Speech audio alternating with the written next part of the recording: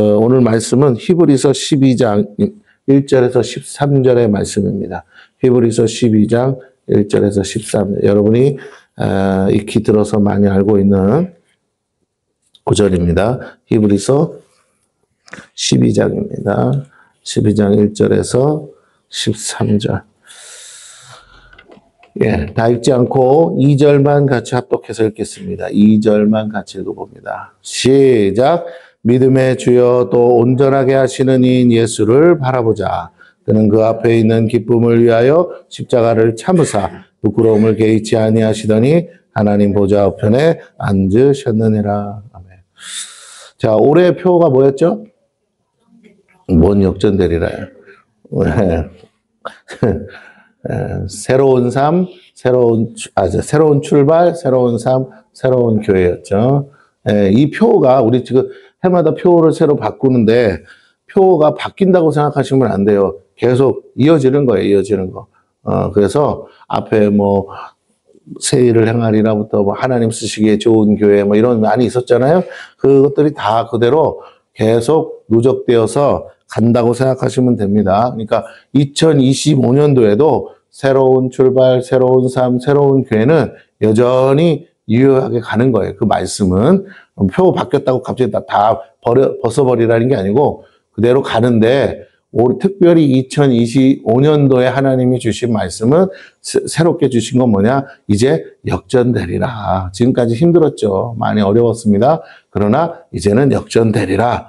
말씀을 주셨으니까 아까 찬양할 때도 여러분 가사가 은혜롭잖아요.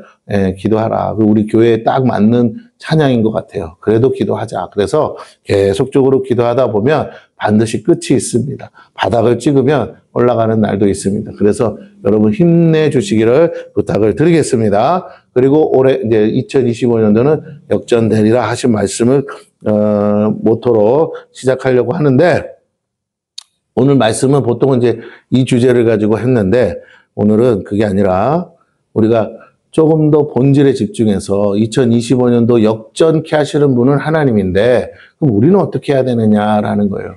우리는 바로 예수님을 바라봐야 된다라는 겁니다. 예수님을 보고 있지 않으면 예수님이 아무리 역전시켜주고 싶어도 그것은 나와 상관없는 일이 되기 때문에 그렇습니다. 자, 2024년도를 어떻게 보내셨을까요? 주마등처럼 지나가는 것들은 무엇입니까? 또 아쉬운 것들은 얼마나 많이 있어요. 후회하는 것들은 또 무엇이 있습니까? 자, 우리가 한 해를 돌아보면 이런 생각들을 안 할 수 없죠. 그런데 좀 더 방향을 바꿔서 생각해 봤으면 좋겠어요. 우리는 얼마나 감사할 것들이 많았는가라는 거예요. 삶에 하나님이 하신 일과 주신 은혜는 또 무엇이 있는가라는 거예요. 아까도 제가 주보를 보게 한 이유는 그겁니다.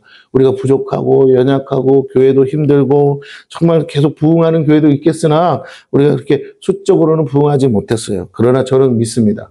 양적인 부흥은 사실 먼저라기보다 그 뒤에 있어야 될 일인 것 같아요. 우리한테는 적어도 우리에게 하나님 주신 은혜는 질적인 부흥을 먼저 주셨다고 믿습니다. 특별히 이 조그만 교회가 무려 거의 한 30명가량 아직 안 되지만 22명인가 정도 되는데 그 선교사님들을 만나고 후원하고 어쨌든 한 번 이상은 다 후원했습니다. 후원하고 기도해주고 지금까지 왔어요. 그리고 그곳에서 좋은 결과들이 있고 열매들이 있는 것을 우리가 눈으로 다 목도했습니다.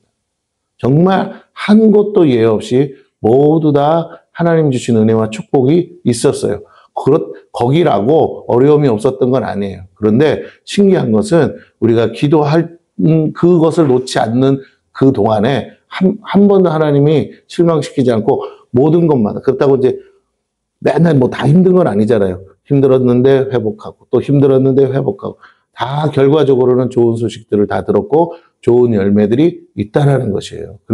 그러니까 저한테 편하게 카톡을 보내지 힘들면 카톡 보낼 마음도 없어요. 그죠?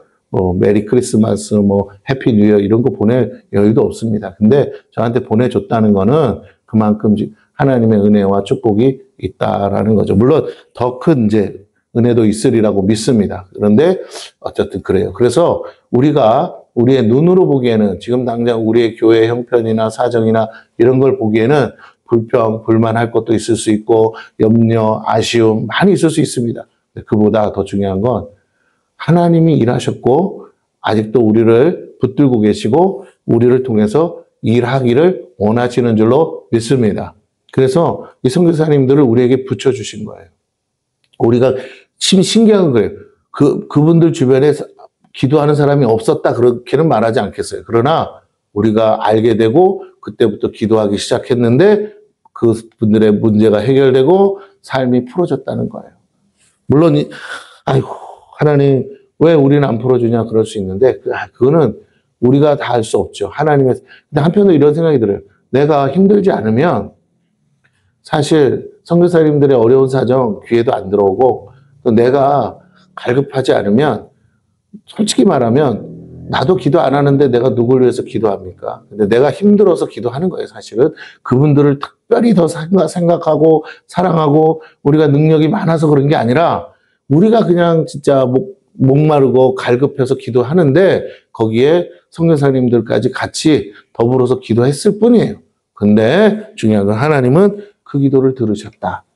물론 약간의 시차가 있지만 저는 그렇게 생각합니다. 그분들이 더 급했어요. 우리보다. 근데 가서 확인해 봐도 그런 것 같아요. 그런데 그 급한 문제들을 해결해 주셨어요. 이제 우리도 이제 사실 급하죠. 그래서 우리도 하나님 이제 들어줄 타이밍이 되었다고 믿습니다. 할렐루야. 네. 제가 기도해서 하나님 앞에 올해의 말씀은 뭡니까? 물어보고 이렇게 해요.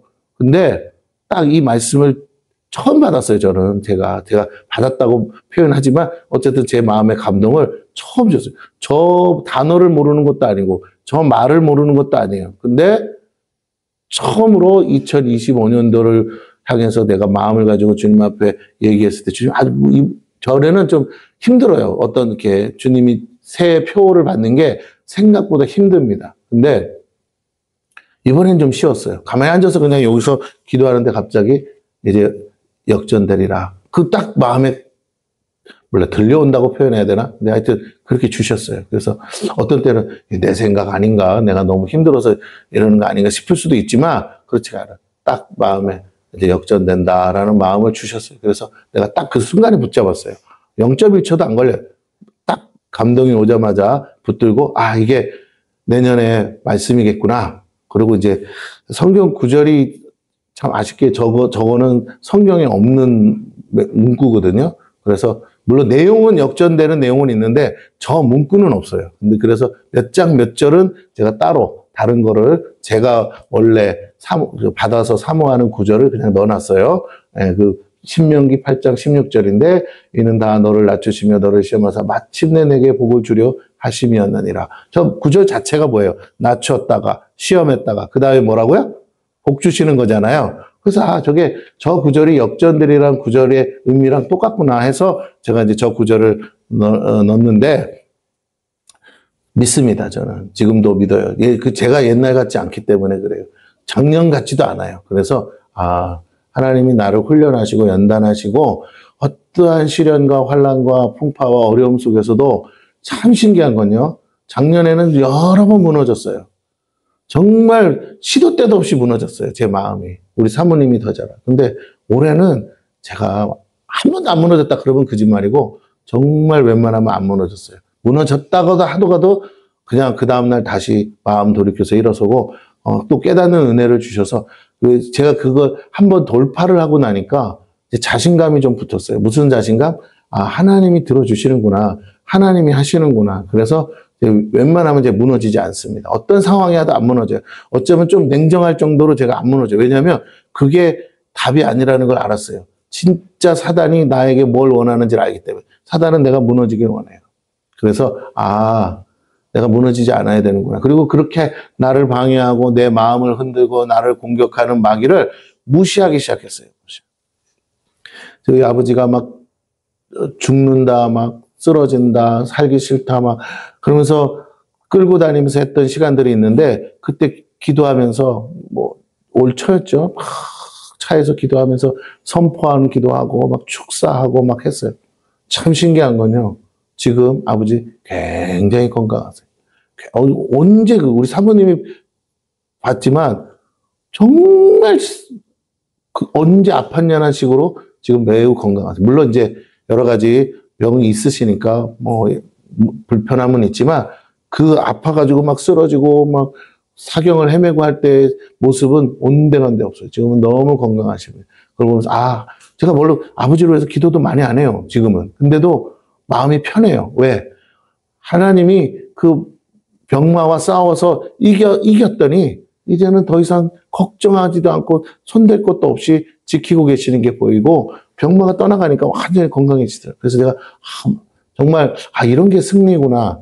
이런 게 축복이구나라는 걸 제가 깨달았어요. 그래서 다른 건 모르겠고 우리 아버지가 제가 목회하는데 걸림이 아니라 이제 정말 축복으로 하나님 주신 은혜로 이렇게 건강한 모습으로 있는 게 저는 너무 감사하고 그래서 교회도 그렇고 삶도 그렇고 이제는 제가 걱정 안 합니다. 믿음으로 돌파할 수 있고 승리하는 방법이 뭔지를 조금은 깨달았기 때문에 사단은 내 마음을 넘어뜨리려고 하는데 넘어지지 않는 거예요. 넘어질 이유가 없어요.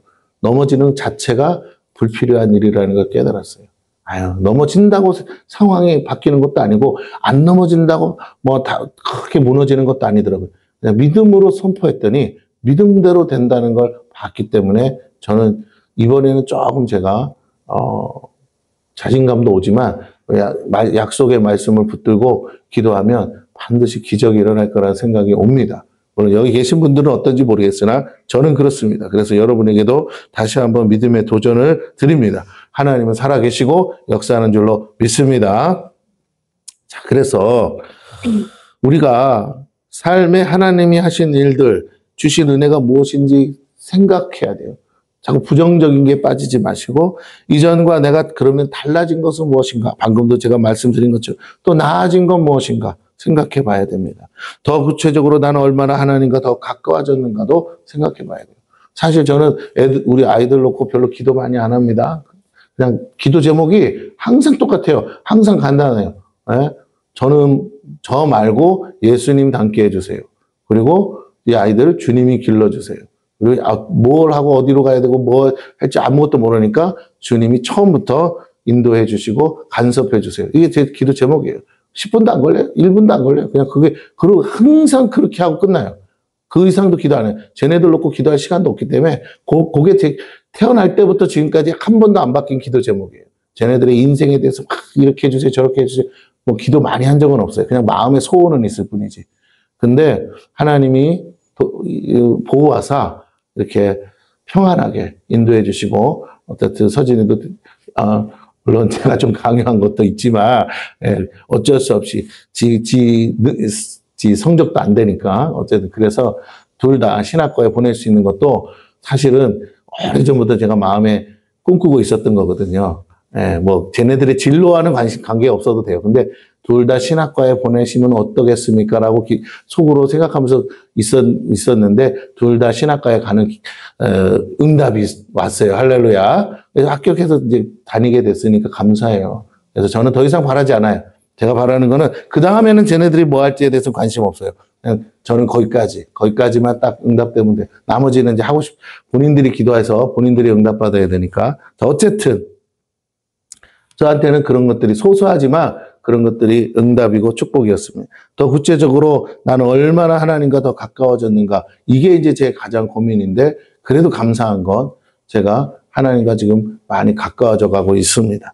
자, 좋은 열매들만 있으면 또 얼마나 좋겠습니까? 근데 실상 그러지 못할 수도 있고 또 그렇게 우리가 느끼고 있지요. 우리는 이러한 것들을 때로는 뭐라고 말하냐? 시련이라고도 말하고 하나님의 연단이라고도 회상합니다. 결과적으로 우리 안에서 끊어지고 떨쳐낸 것들이 많이 있습니까? 좀 더 내가 하나님께로 가까워지고 하나님을 닮아가려고 몸부림친 것들은 있습니까? 그렇다면 시련이 맞아요. 그리고 연단이 맞습니다. 왜? 결과가 하나님께로 가고 있으니까. 또한 우리는 수많은 고난들을 생각하지 않을 수 없죠. 지금도 아까 장로님 기도해 주셨지만 마지막에 어떻게 그런 불미스러운 일이 일어나서 2025년도를 기대하고 소망하면서 가족끼리 여행 갔다 온 사람들이 어떻게 그렇게 한꺼번에 불상사를 만날 수 있겠어요? 그 유가족들 얼마나 힘들고 슬프겠습니까? 기뻐야 될 날이 지금 정말 우울하고 슬프고 온 나라가 애도하고 있잖아요. 예, 그게 고난이죠. 때로는 핍박과 환난을 만나는 사람들이 있어요. 예, 전쟁 만나거나 뭐 여러 가지죠. 여하튼 우리 삶에 예기치 않게 찾아온 어려움들이 있어 많은 고생과 아픔을 가졌다면 그것은 고난이 맞지요. 시련이든 연단이든 고난이든 결국 그것을 통해서 하나님께로 가까이 가고 하나님 안에 거하고 하나님을 더 닮아가는 계기가 되었다면, 안 될 수도 있어요. 그러나 되었다면 우리는 매우 큰 은혜 아래 있는 거지. 하나님이 주셨다기보다 하나님이 허락하셨다라고 보면 되겠죠. 그 결과는 반드시 하나님께서 우리를 통해 당신의 뜻을 이루시기 위해 축복하시는 것입니다. 여러분 그 점을 기억하셨으면 좋겠어요. 고난이 없으면요, 축복이 되지가 않아요. 시련과 연단이 없으면 내게 주시는 것들이 응답도 아니고 축복도 아니에요. 당연하다고 생각하지 않겠습니까? 그러나 우리가 잘했든 못했든 우리 앞에 놓여진 고난과 연단과 시련들이 결국 우리 다음에 주실 것들이 하나님의 응답이고 축복이라는 것을 알게 해요. 그리고 그 시간이 있어야만 뭐하냐? 우리 안에 불순물이 빠져서 우리가 정말 하나님께 기도해야 될 것을 기도하게 돼요. 처음에는 부풀은 풍선처럼 허황된 것을 많이 구하게 됩니다. 그러다가 빠지고 다 빠지고 나면 진짜 이제 무엇을 구하느냐? 나중에는요, 하나님만 구하게 됩니다. 이게 진짜예요. 여러분이 정말 하나님이 주신 시련을 겪었습니까? 연단을 통과했습니까? 그럼 여러분의 입술에서 기도는요, 하나님만 구해야 되는 거예요. 이게 가장 하나님이 기뻐하시는 것입니다. 오늘 제목 예수를 바라보자 이 말을 뒤집어서 내가 지금 하나님만 구하고 있느냐. 저도 그래요. 얼마 전에도 기도하면서 막 마음이 무너져서 좀 힘든 시간이 있었어요. 근데 갑자기 마음을 바꿔주셨어요, 하나님. 제가 한 게 아니고 하나님이 갑자기 마음을 바꿔주셨어요. 저의 연약함을 딱 보게 하셨어요. 그리고 그 연약함을 제 스스로가 받아들이지 못하다가 받아들이게 하셨어요. 그리고 하나님이랑 씨름하던 걸 멈추게 하셨어요. 너무 억울하고 속상하고 막 불만스럽고 원망스러운 게 막 쏟아지더라고. 갑자기 사단이 제 마음에 어떤 것을 딱 줬는데 제가 막 하나님에 대해서 막 불평과 원망이 막 솟아나요. 막 샘솟듯이 나오는데 다 그냥 때려치고 싶더라고요. 근데 그러고 씨름을 하고 있는 중간에 갑자기 내가 내 연약함을 하나님 보게 해주시면서 아, 내가 이럴 존재도 아니구나. 내가 진짜 하나님 앞에 별것도 아니고 내세울 것도 없는데 내가 하나님이랑 씨름한다는 자체가 내가 지금 교만하구나. 이러면서 저의 모습을 민낯을 딱 보는 순간 제가 마음을 돌이키고 어떻게 했느냐. 죄송합니다, 하나님. 다시 제자리로 돌아가겠습니다. 힘들다 말하지 않을게요. 괴롭다고도 말하지 않을게요. 그냥 주님이 주신 은혜인 줄 알고 받아들이겠습니다. 했더니요. 참 신기해요. 여러분한테는 말 안 했지만 정말 평안이 와, 평안이. 어떻게 말로 할 수 없는 평안이 와. 마귀가 와서 저를 공격하고 막 몸을 다 뜯어 발겨도 이상해요. 그러니까 불편한데 괴롭다 생각도 안 되고 힘들다 생각도 안 되고 그냥 마음은 평안해요. 뭐 마귀들이 와서 나를 물어뜯네. 그러면 갑자기 어떤 생각이 드는지 하나님도 보고 계시겠지. 주님이 원하지 않으면 와서 물어뜯지도 않을 텐데 이것들이 와서 하는 건 다 하나님 뜻이 있나 보다. 뭔지는 모르지만 하나님 뜻이 있는 거니까 알고 계시니까 허락하셨나 보다. 그래서 그냥 감사해. 그냥 마귀 오기에 감사가 아니라 내가 그걸 견딜 수 있는 게 감사하고 그거 별거 아니게 이렇게 그냥 별로 대수롭지 않게 넘길 수 있는 게 되게 감사하더라고요. 지금은요 막 어떤 때는 막 미칠 정도로 힘든데 이제는 그런 마음이 없어요. 그냥 오든지 말든지 괴롭게 하든지 그냥 하던 대로 하는 것뿐이에요. 누가 보든지 말든지 알아주든지 말든지. 왜? 하나님은 아시니까. 하나님이 아신다는 걸 제가 느끼니까 자유함이 오더라고요. 여러분 그렇습니다. 우리의 상황이 바뀌는 게 아니라 그 상황 속에서 자유하는 거예요. 그러면 그 상황이 그 전까지는 거기에 마음이 묶여서 이러지도 저러지도 못하고 괴로웠는데 그게 나를 올가매지 못하는 게 느껴지니까 너무 자유로워요. 이제 더 이상 그 어떤 것도 저한테 문제가 될 수 없다는 걸 깨달았어요. 아, 그렇구나. 이렇게 해서 돌파하는 거구나. 이렇게 해서 승리하는 거구나. 내가 문제를, 그래서 상황이 탁 바뀌는 게 아니더라고요. 그거는 바뀌든 말든 상관없어요. 여러분, 돈이 없는데 돈이 들어오면 갑자기 막 행복하고 기쁘고 승리한 것 같죠? 안 그래요. 조금 있다가 돈 떨어져 봐요. 똑같아져요. 일체의 비결을 배워야 됩니다. 저도 잘 못했는데 요번에 이 작은 일로 모든 걸 다 통과한 건 아니죠. 그러나 제 연약함에 통해서 하나는 통과한 것 같아요. 아, 하나님이 제 연약함을 그냥 받아주시더라고요. 저는 그것 때문에 막 불편해서 이런 내가 무슨 목회를 하냐 이런 생각이 있었는데 내가 막 나를 정죄하는 거죠. 근데 갑자기 다 내 탓인 것 같고 다 내가 문제인 것 같고 그냥 내가 때려치면 되는 것 같고 막 그런 생각이 막 밀려왔어요. 근데 갑자기 내가 연약해도 괜찮다라는 생각이 들어오니까 하나님이 이미 알고 계시다. 그것마저도 알고 받아주셨다는 생각에 내가 자유해져 버렸어요. 여러분 그렇습니다. 여러분 안에도 그런 자유함이 있기를 축원합니다. 그래서 우리가 이 시련과 연단을 통해서 더 깊이 하나님을 알고 하나님을 깨달아야 돼요. 이것이 아니면 만날 수 없는 하나님이 있다는 거죠. 우리는 그 하나님을 만났습니다. 그렇기 때문에 우리는 큰 은혜를 받은 거예요. 남들은 상상도 못할 하나님을 저희들은 만난 겁니다. 그래서 하나님 반드시 당신의 뜻을 이루기 위한 도구로 우리를 연단하고 계시다. 날이 선 칼처럼 우리를 다듬고 계시다는 거예요. 그렇지 않다면 굳이 그와 같은 어려움을 허락하실 이유가 어디 있겠어요. 아직 그것이 끝나지 않았다고 해도 우리는 좀 더 하나님 바라봐야 합니다. 그리고 우리보다 앞서 그와 같은 길을 걸어가신 주님을 바라봐야 돼요. 우리가 진정 주님을 따르고 주님을 닮아가고 있다면 부득이 우리는 주님이 가신 그 길도 따라가야 되지 않겠습니까? 그 고난의 길은 예외가 될 수 없어요. 왜? 유일한 길이니까. 누구든지 반드시 걸어가야 하는 길이라고 주님도 말씀하셨어요. 왜냐하면 유일한 길 대신 주님이 가신 길입니다. 주님을 만나고 싶습니까? 주님 가신 좁은 길로 가야 돼요. 고난의 길로 가야 돼요.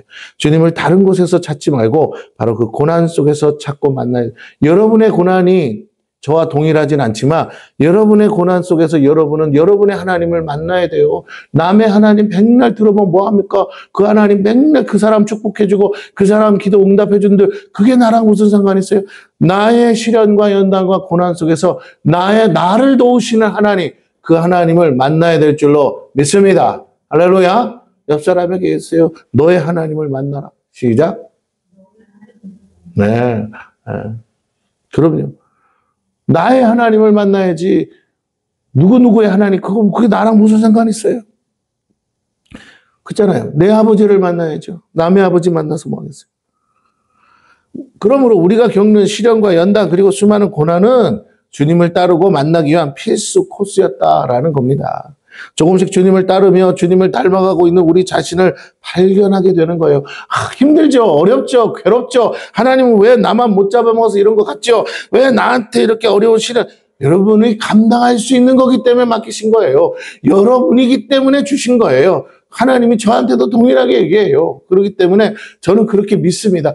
내가 대단해서가 아니에요. 하나님이 제가 할 수 있는 일이기 때문에 주신 일이고 여러분이 감당할 수 있는 일이기 때문에 주셨어요. 그러니까 너무 그것 때문에 염려하지 말고 고민하지 마세요.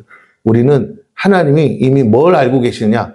너는 반드시 승리해. 너는 반드시 이걸 넘어갈 수 있어. 너는 반드시 이 문제를 극복하고 내가 주는 축복을 받을 거야. 난 그걸 알아. 그래서 허락한 거야. 여러분 생각해보세요. 하나님이 이걸 주면 무너지고 깨져서 완전 박살나가지고 하나님 따라오다가도 믿음 저버리고 세상 길로 가버릴 사람 같으면 주시겠습니까? 허락하겠어요? 하나님 손해인데? 하나님은 아신다는 거예요. 왜 너에게는 이런 시련을 허락하느냐? 다른 사람에게 막 축복이 있는 것 같은데 아니. 너가 감당할 수 있는 거고 너가 이것을 통과해서 정말 보란듯이 하나님께 영광 돌릴 것을 하나님은 미리 보시고 기뻐하시고 지금 그것을 허락하셨다라는 거예요. 그렇습니다. 적어도 우리는 지나온 시간들 속에 그 어느 때보다 가장 많이 주님을 닮은 해가 바로 올해였음을 인정해야 돼요. 왜? 내가 그만큼 힘들고 어려운 시간을 통과하고 있는 거예요. 우리 주님이 그 십자가를 지고 가는 그것을 참고 인내하셨던 것처럼 우리는 그만큼 주님을 닮은 거예요. 여러분.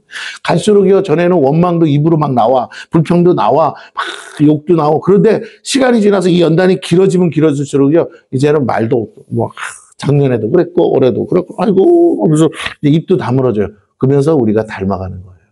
그래 이런 데 바뀌지도 않고 저런다고 빨리 해결도 안 되고 그냥 조용히 입으로 실수하지 말고 조용히 기다리자. 주님은 살아계시다.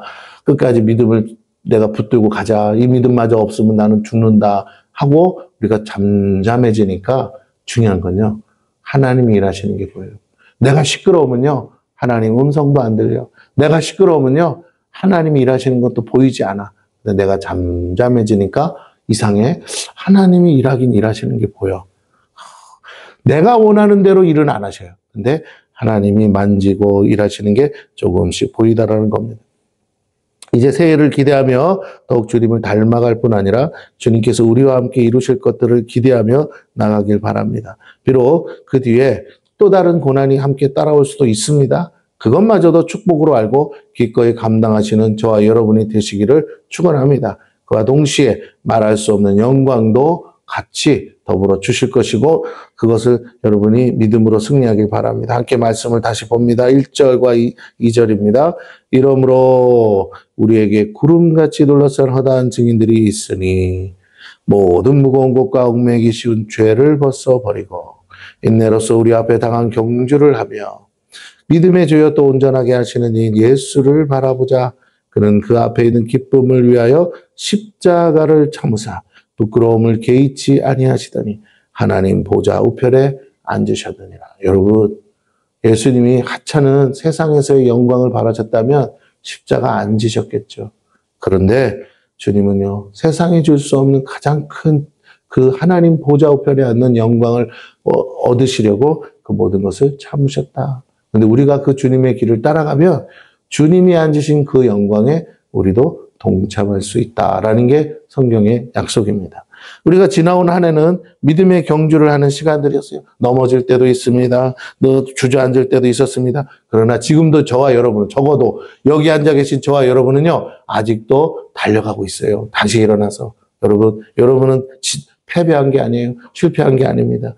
그 과정에서 무거운 것들이 있어서 우리를 힘들게도 했습니다. 육체의 고난뿐 아니라 마음의 무거운 짐들도 있었습니다. 얽매이기 쉬운 죄들도 있었습니다. 수없이 밤잠을 자지 못하고 후회하는 죄들도 있었습니다. 여러 번 회개하고 다짐해도 여전히 끊지 못했던 우리의 연약함들이었어요. 그러나 중요한 건요. 그것 때문에 이게 안 된 거고 그것 때문에 이것을 못한 거라고 생각했는데 아니요. 그 연약함에도 불구하고 하나님은 그래도 일하시고 그래도 앞서가시고 그래도 우리를 다시 일으켜서 오늘 여기까지 인도하셨어요. 여러분 이게 우리가 멈춰 있는 게 아닙니다. 우리 눈에는 멈춰 있는 것 같은데 절대 주님 눈에는 멈춰 있는 게 아니에요. 여러분 한두 번 자빠진 게 아니에요. 근데도 다시 일어났다고요? 그럼 여러분은 그만큼 앞으로 전진한 거예요. 이제 우리는 다시 힘을 내서 그것들을 끊어내버리고 다시 시작하는 마음으로 새롭게 나가야 합니다. 기왕에 해가 바뀌었기에 여러분 이것을 기회로 다시 마음을 새롭게 다잡기를 바랍니다. 여러분이 갖고 있는 그 무너지는 마음의 생각들을 벗어버리세요. 하나님은 그걸 붙들고 가기를 원하지 않으세요. 아니야, 내가 너와 함께, 내가 너를 붙들고 있어, 내가 너를 도와줄 거야. 조금만 더 참고 기다려라 하시는 거예요. 왜 이렇게 오래 하세요? 그런데 재밌는 건 저만 그런 게 아니더라고요. 수없이 많은 하나님의 사람들이 그런 시련과 연단을 겪어왔고 지금도 겪고 있습니다. 같은 실수와 허물 그리고 죄라고 해서 죄라도 해가 바뀌었어요. 이제 결코 연장선에서 보지 말고 새로운 마음으로 끊어내십시오. 우리 주님 얼마든지 우리의 죄를 사하시고 다시 일어서기를 원하세요. 자, 여러분 포기하지 말고 계속 앞으로 나아가기를 바랍니다. 내가 원하는 결과가 아직 안 왔다고요? 그러니까 포기하지 마세요. 내가 원하는 대로 지금 내가 원하는 만큼 나가지를 못했다고요? 그래도 포기하지 마세요. 아직 끝난 건 아니잖아요.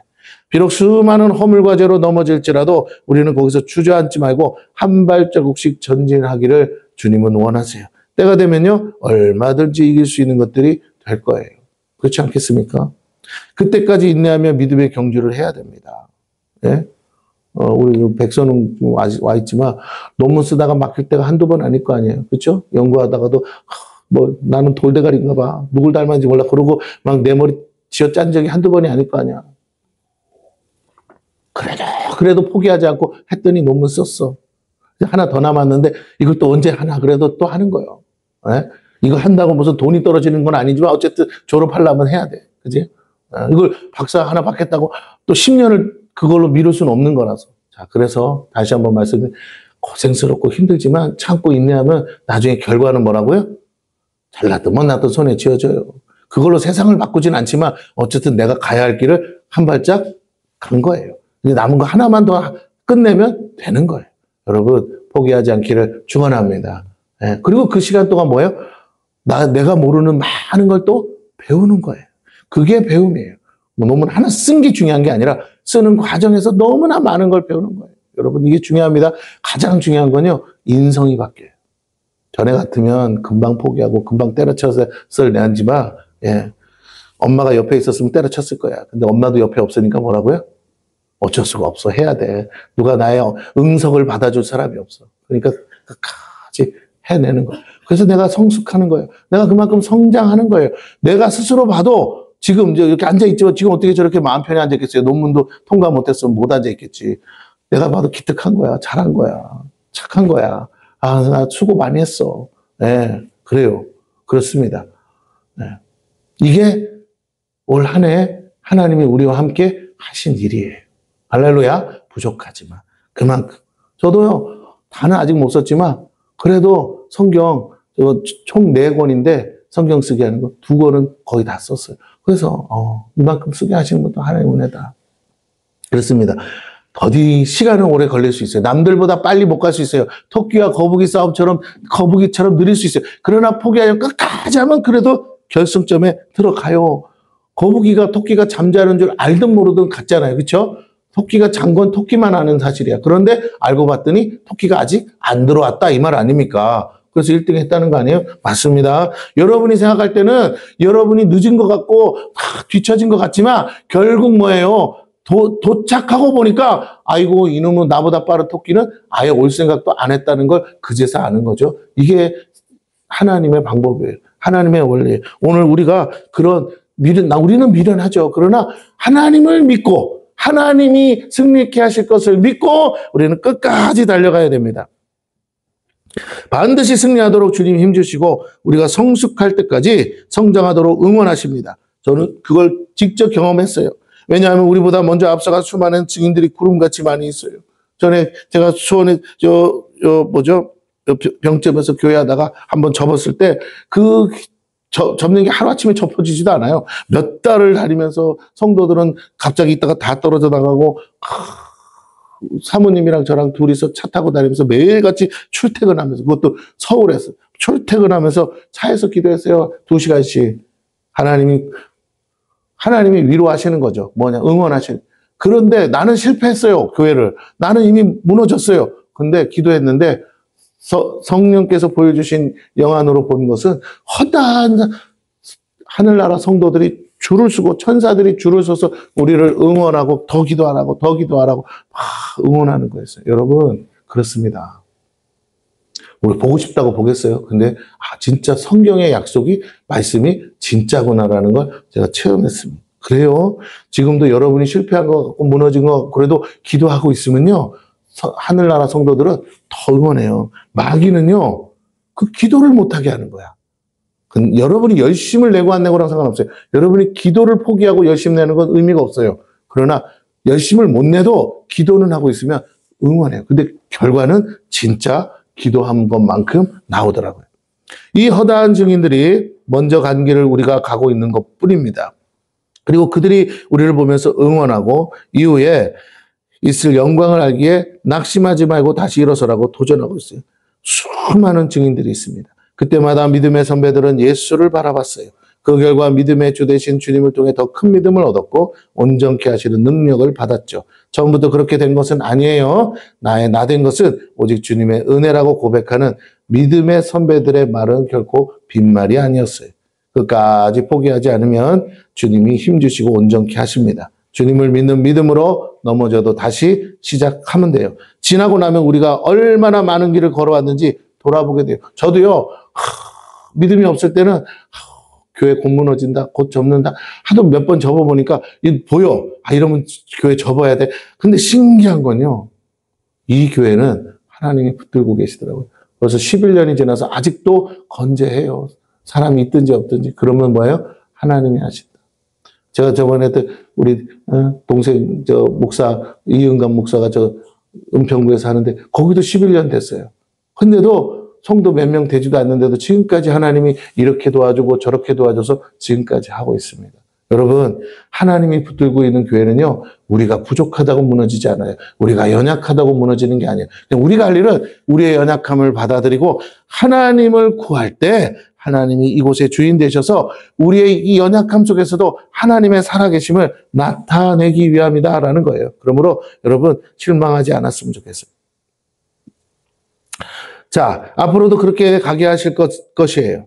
당장 그냥 갑자기 돈벼락이 떨어지는 그런 일은 안 올 수도 있어요. 그러나 저는 믿습니다. 생각보다 빠른 시간 안에 하나님이 전화회복시키시고 역전케 하실 줄로 믿습니다. 자, 우리가 지나고 보면 다 돌아보면 그때는 그랬지 하는 추억이 될 거예요.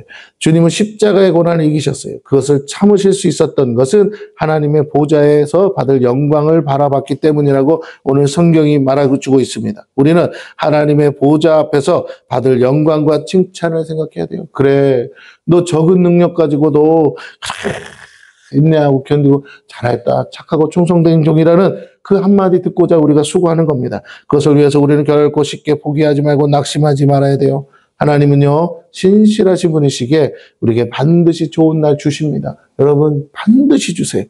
3절에서 4절입니다. 너희가 피곤하여 낙심하지 않기 위하여 죄인들이 이같이 자기에게 거역한 일을 참으신 이를 생각하라. 예수를 생각하라는 거예요.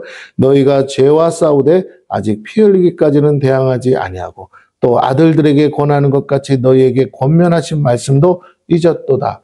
일러스되 내 아들아 주의 징계하심을 경히 여기지 말며 그에게 꾸지람을 받을 때 낙심하지 말라. 그래요. 여러분, 우리가 말씀을 잊으면 우리가 낙심하게 돼 있어요. 하나님은요, 오래 참으시는 분이심을 누구를 통해서 알 수 있어요? 바로 우리를 통해 알 수 있어요. 아직도 우리가 원하는 답이 안 왔습니까? 하나님 오래 참고 계세요. 근데 그 사이에 우리는 여전히 뭐 하고 있어요? 불평, 불만, 원망. 그래요. 늘 연약하면. 그렇게도 많이 우리는 동일한 실수와 허물 그리고 죄를 범하고 지금도 살고 있어요. 그런데도 하나님이 날벼락 안 내리신 거 보면 하나님 은혜가 커요. 어찌 보면요, 내가 지은 죄를 생각하면 내가 그 비행기 타고 있다가 내가 그렇게 꼬꾸라져 죽어야 될 인생일지도 몰라. 근데 난 안 죽었어. 죄인 중에 괴수 같은데 난 안 죽었어. 저 사람들이 뭔 죄가 있는지 모르겠으나 일단 난 안 죽었어요. 그렇다면 하나님이 우리를 붙들고 있음을 믿으시고, 돌아가신 분들한테는 참 안타깝지만 살아있는 우리는 그럴수록 감사해야 될 줄로 믿습니다. 예. 할렐루야. 예. 여러분이 방콕에 못 가는 것도 은혜예요. 괜히 그 비행기 탔다가 어떻게 된다고요? 네, 장로님 어떻게 됐을까요? 오늘 내가 평생에 어디도 못 가는데 한번 방콕이나 갔다 오자고 그러고 갔다 왔다가 예진 전사님이랑 같이 하늘나라 가버리면 어땠을까요? 네.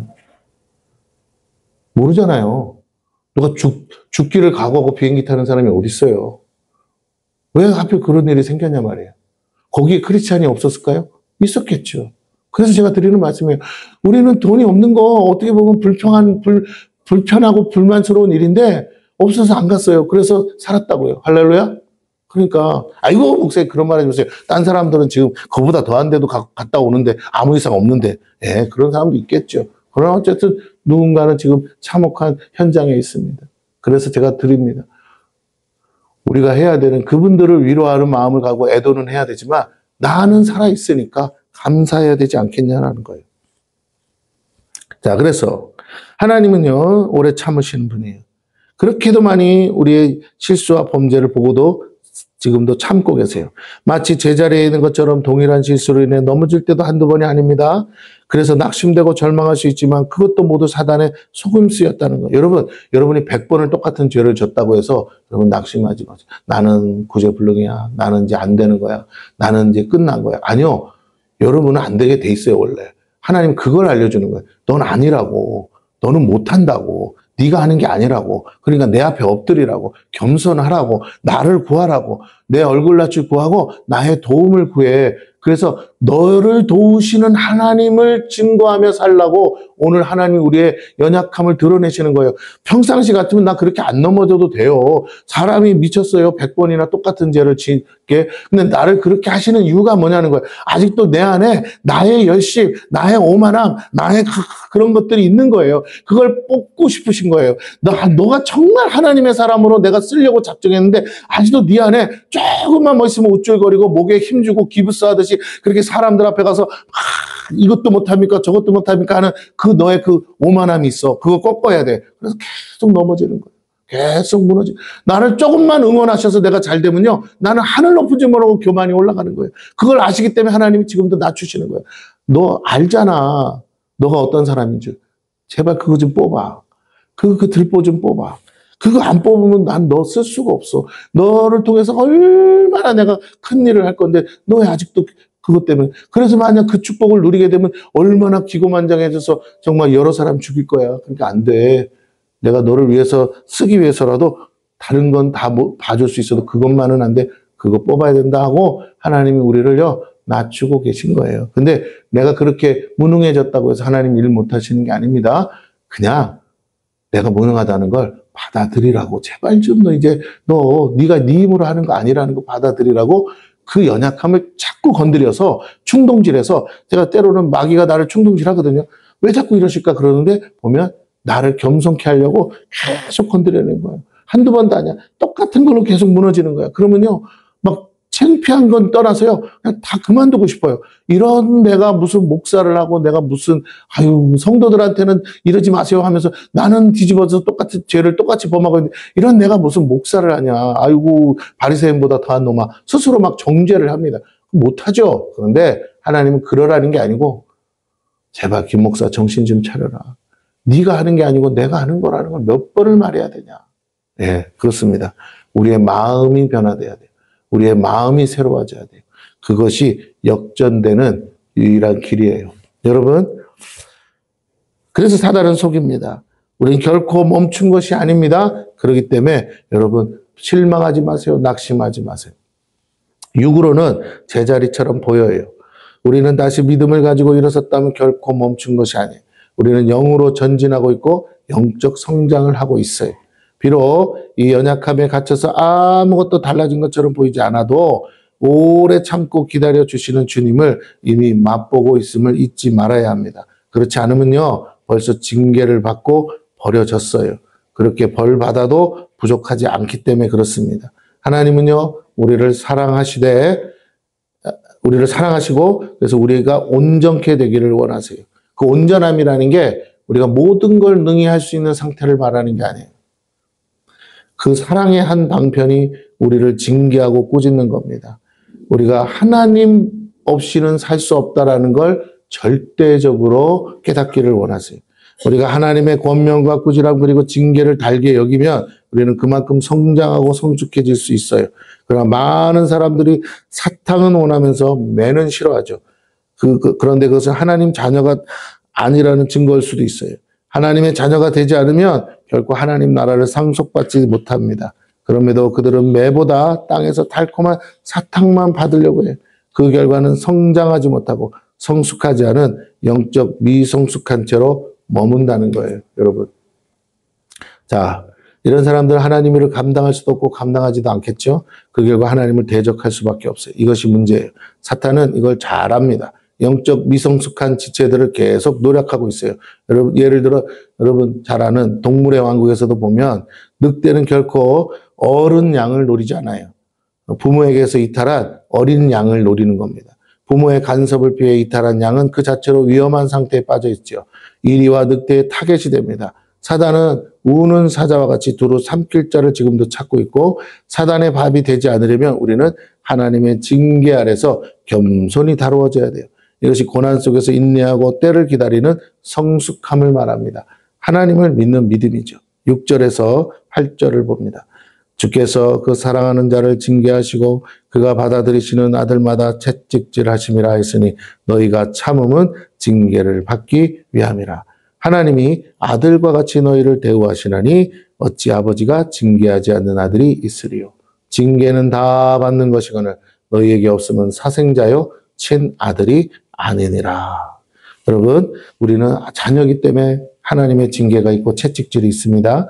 진정 하나님과 어떤 관계를 원하세요? 무슨 짓을 해도 아무 관심도 없는 삶이에요? 아니면 매사에 간섭하시고 우리를 징계하시고 우리를 온전케 하기 위해 양육하는 하나님 아버지를 원하십니까? 아버지를 기뻐한다면 나는 하나님의 자녀임을 인정해야 되고, 자녀라면 그분의 상속자예요. 그렇기 때문에 상속을 받을 만한 그릇이 돼야 되겠죠. 그래서 하나님이 때로는 우리를 징계하세요. 축복은 책임도 따르는 걸 알아야 됩니다. 9절과 10절입니다. 또 우리 육신의 아버지가 우리를 징계하여도 공경하였거든 하물며 모든 영의 아버지께 더욱 복종하며 살려 하지 않겠느냐. 그들은 잠시 자기의 뜻대로 우리를 징계하였거니와 오직 하나님은 우리의 유익을 위하여 그의 거룩하심에 참여하게 하시느니라. 예, 결국 우리가 뭘 버리게 하시느냐? 죄를 버리게 하시는 것이 목적이에요. 육신의 아버지와 하나님 아버지의 차이가 뭡니까? 육신의 아버지는 자신을 위해 자녀를 자기 뜻대로 징계하지만 하나님은 우리의 유익을 위해 징계하시고 그의 거룩하심에 참여케 하셔요. 자, 즉 다르게 말해서 하나님을 닮도록 양육하십니다. 그 아버지의 그 아들이 되도록 하시는 거죠. 우리 이제 하나님을 진심으로 공경하고 경외할 때 그분의 뜻대로 사는 것이 진정 축복임을 깨닫게 되고, 관계 회복 과 관계의 친밀함보다 더 큰 축복이 없다는 걸 알아요. 여러분이 돈을 많이 가지고 있어도 부부가 부부의 관계가 깨질 수도 있죠. 자녀와 부모의 관계가 깨질 수도 있고 형제 간의 관계도 깨질 수 있어요. 그럼 돈이 많은 게 무슨 소용이 있냐는 거예요. 여러분, 인생을 살다 보면 나중에 그런 건 다 의미가 없어요. 진짜 중요한 건 내가 사랑하는 사람들과 행복한 관계를 유지하는 것이죠. 그래서 관계 회복이 중요한 거예요. 죽기 전에 하는 말이 뭐예요? 죽기 전에 뭘 하고 싶습니까? 물으면 다들 하는 말이, 회복되지 않은 관계 맺은 사람, 형제가 누구는 가서 미안하다고 말하는 거예요. 미안하다고. 죽기 전에 했으면 얼마나 좋아. 근데 결국 죽을 때 앞두고 뭐예요? 그게 제일 마음에 사무치는 거죠. 그렇습니다. 이 모든 회복이 행복입니다. 우리는 누구보다 하나님과의 관계를 그래서 회복해야 됩니다. 그렇지 않은 인간적 관계 회복은 오히려 올무고 하나님의 징계의 이유만 될 뿐이에요. 인정과 사정에 얽매여 하나님과 관계를 깨는 어리석은 자가 되어서는 안 됩니다.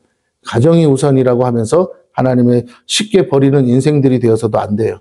하나님을 오히려 먼저 택함으로 우리 힘으로 회복할 수 없었던 가족들과의 관계를 치유하는 것입니다. 영이 먼저예요. 그 다음이 육입니다. 11절에서 13절을 읽고 마칠게요.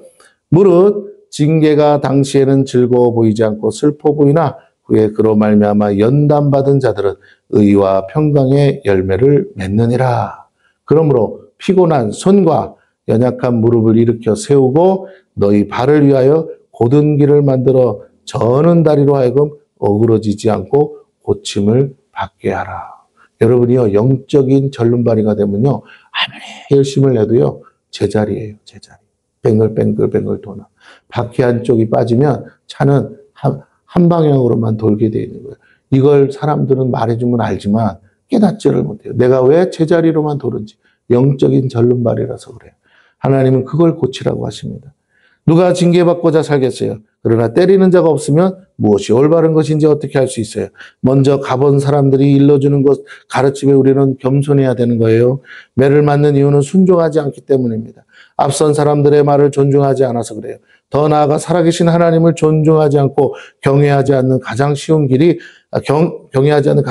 그의 말씀을 저버리고 자기 생각에 옳은 대로 사는 거 아니겠어요? 알겠다고 말은 잘합니다. 그러나 그건 옳은 말이 아니에요. 듣기 싫을 때 하는 말이지. 우리는 하나님께 알겠다고 말할 게 아니라 아멘 해야 돼요. 우리가 하는 말로는 네 하는 겁니다. 알면서도 안 한다면 그 죄가 어찌 작겠어요. 그러게 알겠다고 하지 말고 그 즉시 네라고 순종해야 되는 겁니다. 네 하지 않는 것이 모두 죄가 되는 것이죠. 우리는 예수 안에서 네 해야 되고 아니오라고도 말해야 됩니다. 무엇에 대해서요? 죄에 대해서는 아니오라고 말하고 의에 대해서는 네라고 말하는 것이 성숙한 신앙인의 모습이죠. 그때 하나님은 우리를 인정하시고 순종하는 자들에게 모든 걸 맡기시는 거예요. 기도하라는 마음 줄 때 기도해야 돼요. 전도하라는 마음 줄 때 전도해야 돼요. 하나님 앞에 엎드리라고 할 때 엎드려야 되는 것이죠. 그때 네 해야 돼요. 능력 있는 자들을 찾으시는 게 아닙니다. 믿음으로 순종하는 자들을 찾으세요. 우리는 결코 이제 사생아가 아닙니다. 우리의 아버지는 살아계시기 때문이고 영원히 살아계세요. 그러기에 우리는 이전보다 더 네 하면서 순종하는 한 해가 되어야 됩니다. 더 많은 일을 하려고 하지 마세요. 더 많은 것을 가지는 한 해도 아니에요. 여러분이 해야 될 일은 더 많이 하나님과 가까워지고 하나님께 내하고 순종하는 한 해가 돼야 됩니다. 내가 하나님 앞에 얼마나 많이 순종했느냐가 중요한 거지 내가 얼마나 많은 일을 계획하느냐가 중요한 게 아니에요. 우리의 모든 연단은 불순종의 결과입니다. 그러므로 우리는 더욱 이 연단을 받아 아멘으로 순종하는 삶을 살아야 돼요. 아멘 할 수 없는 상황에도 믿음으로 아멘하는 우리가 되어야 됩니다. 그때 하나님의 의와 평강이 열매 맺을 수 있어요. 이제 새해가 시작됐습니다. 우리 자신을 돌아보시고 온전치 못한 것을 회개함으로 치유받으시고 하나님과 온전한 관계를 회복하셔서 하나님 쓰시기 좋은 도구가 될 줄 믿습니다. 믿음의 주여 온전케 하시는 주를 바라볼 때 주께서 우리를 도우사 모든 것이 합력하여 선을 이루시고 화가 변하여 복이 되게 하시고 하나님께 영광이 되도록 우리를 그분의 뜻대로 인도하실 거예요. 주님이 더욱 영광 받으시는 한 해가 되기를 소원하고 모든 영광을 우리 하나님께 돌립니다.